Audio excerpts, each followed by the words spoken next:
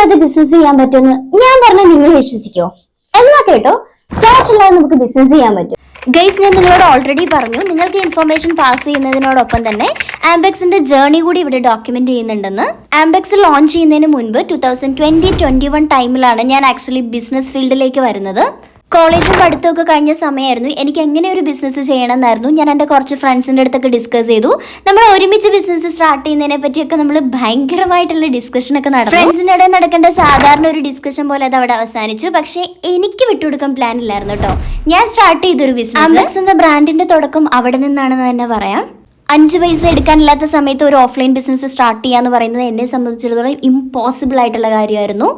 അവിടെ ഞാൻ ഒട്ടും വിട്ടുകൊടുക്കാൻ തയ്യാറല്ലായിരുന്നു. ഞാൻ ഓൺലൈനായിട്ടൊരു ബിസിനസ് സ്റ്റാർട്ട് ചെയ്തു, 5 പൈസ മുതൽ മുടക്കില്ലാതെ. ജസ്റ്റ് ഒരു ലോഗോ ഒക്കെ മേക്ക് ചെയ്തു. ജാസ്മിൻ സ്റ്റോർ എന്നായിരുന്നു അതിന്റെ പേര്. കോണ്ടാക്ട്സിന്റെ കുറവ് കൊണ്ട് ആദ്യമൊക്കെ ഞാൻ കുറെ സ്ട്രഗിൾ ചെയ്തു.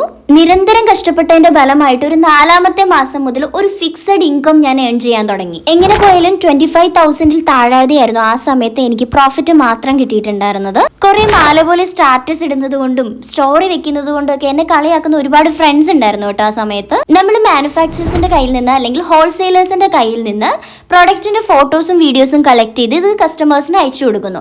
അവർ നമുക്കൊരു ഫിക്സഡ് എമൗണ്ട് ഇട്ടിട്ടായിരിക്കും ഈ പ്രോഡക്റ്റ് തരുന്നത്.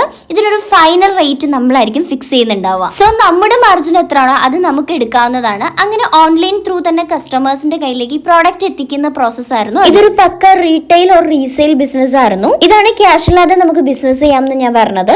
ഇനി സെക്കൻഡ് ഓപ്ഷൻ ആണ് നമ്മൾ സ്വന്തമായിട്ടൊരു ബ്രാൻഡ് ബിൽഡ് ചെയ്യാന്നുള്ളത്. ഇവിടെ നമുക്ക് അത്യാവശ്യം ഫണ്ട് ആവശ്യമാണ്.